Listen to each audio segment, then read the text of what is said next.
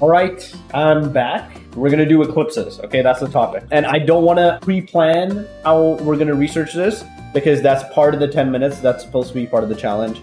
So what I'm gonna do is instead, I'm just gonna start the timer in 3 seconds. 3, 2, 1, let's go.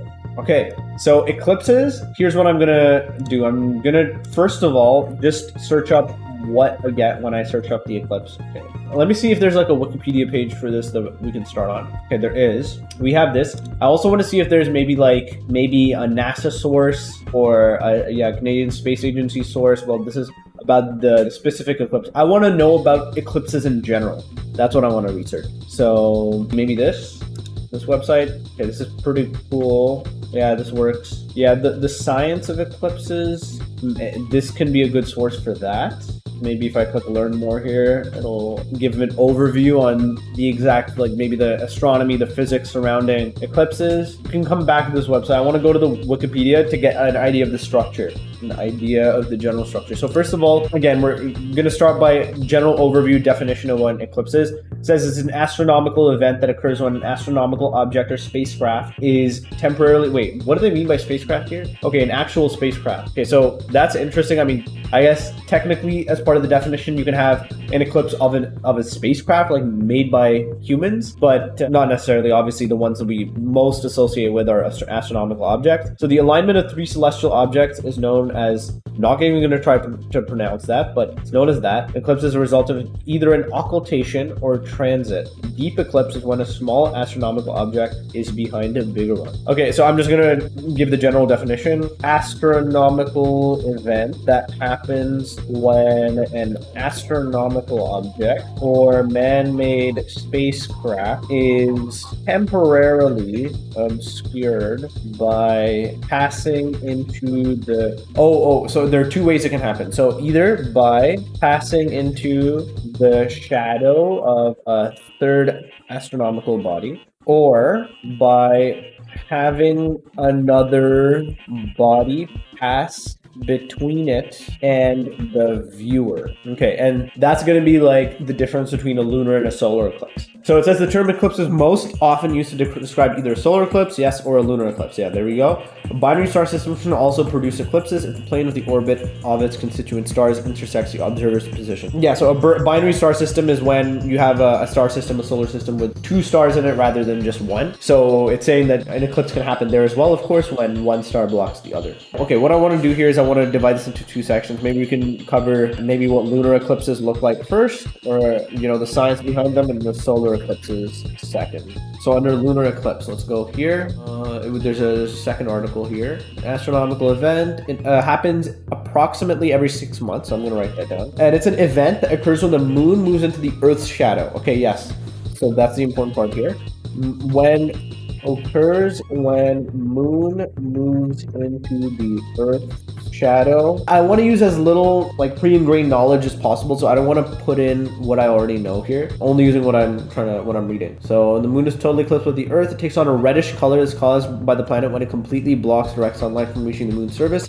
The only light that is reflected from the lunar surface is what has been refracted by the Earth's atmosphere. Okay, so yeah, that's what I was looking for, is that moon becomes reddish because the only light reflected from the moon back to Earth is the light that has to be refracted through the Earth's atmosphere first. Okay, here's a bit of background knowledge that I'm gonna choose to use here. Not direct knowledge about lunar eclipses, but refraction is when light passes through a medium in which it travels more slowly.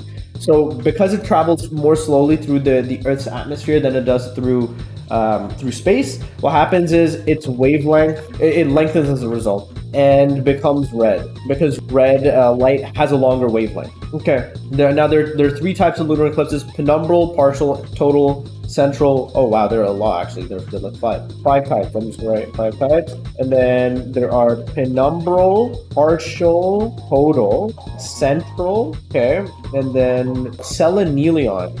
Never heard of this before. So I'm just gonna write, this is like sunrise / sunset. What else? Central is when it passes through the center of the Earth's shadow. Total is when the moon passes entirely into the Earth's umbra. And then a penumbral lunar eclipse is when it passes into the Earth's penumbra. And to be clear, the penumbra is like this kind of weaker, lighter part of the shadow of the Earth. Okay, and that's self-explanatory here. Now, I'm gonna just skip 2 solar eclipses here. Of course, this happens when moon passes between Earth and Sun, approximately every 6 months. Okay, what else is there? Okay. There are 4 types of solar eclipses: total, hybrid, annular, partial. Okay, what else is there here? Okay, it's when the corona is visible. A hybrid is when moon too far. No, that's annular. Hybrid is, it shifts between from total to annular. And then partial, right. A partial is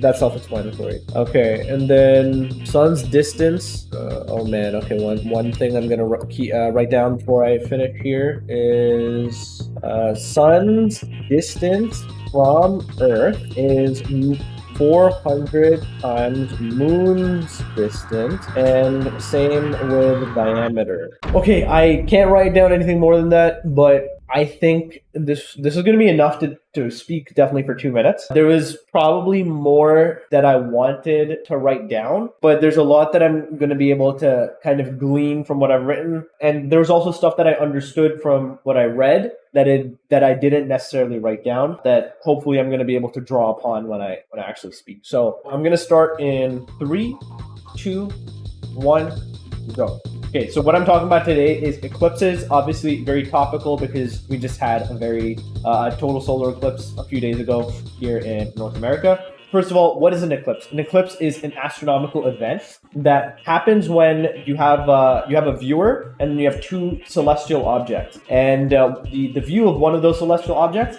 is obscured by the other one, essentially. And these celestial objects theoretically can be spacecraft as well. But in general, when we talk about eclipses, we're talking here on Earth, at least, about the moon or the sun. In other theoretical star systems, you could even have a binary star system eclipse where one star is obscured by another. But I digress. I'm going to talk first about lunar eclipses here on Earth and then about solar eclipses. Lunar eclipses, they occur approximately every 6 months somewhere on Earth. And they occur when the moon moves into the Earth's shadow. Because it's moving into the Earth's shadow and the Earth is between the sun and the moon becomes reddish. And the reason why is because the only light that is reflected off the moon back to Earth is the light that has to be refracted through the Earth's atmosphere first. When light is refracted, its wavelength increases and it becomes redder as a result. There are 5 types of lunar eclipses: penumbral, partial, total, central, and selenelion, which all are dependent on to what extent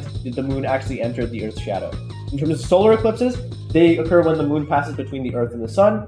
And the sun, because the sun's distance from the Earth is 400 times the moon's distance, and its diameter is also 400 times the moon's diameter, they're at the same size in the sky when we look at them. They also occur approximately every 6 months, but in one location approximately every 400 years. And there are 4 types: total, hybrid, annular, and partial. Okay, time's up. If I was more efficient with my words, I would have explained at the end the difference between total, hybrid, annular, and partial solar eclipses. But I don't know, hopefully to somebody who didn't know about what eclipses are somehow, that sounded kind of cohesive, kind of smart. Also, remember, keep this in mind, whenever I do these, I try to rely 99% on stuff that I'm reading actively or like in the 10-minute time period. So I'm not drawing upon any previous knowledge. If you think I should change that, then let me know. But I think it does make sense to do it this way. Personally, if I'm just trying to do a 10-minute research challenge and I draw upon knowledge that I've received previously, then it's not really like I'm just using 10 minutes of research, right? That's just my thought process. But also, yeah, I don't know if I am just not that good at this yet, but I feel like maybe I should increase the speaking time at least to 3 minutes. Potentially the research time to 15 minutes, but I'm not 100% on that yet. I'll see where I go with that. But let me know what you thought. Maybe I can do a specific topic on eclipses as well in the future. Like instead of doing eclipses more broadly, maybe I could specifically talk about total solar eclipses, whatever. For now, that should be all. Thanks for watching.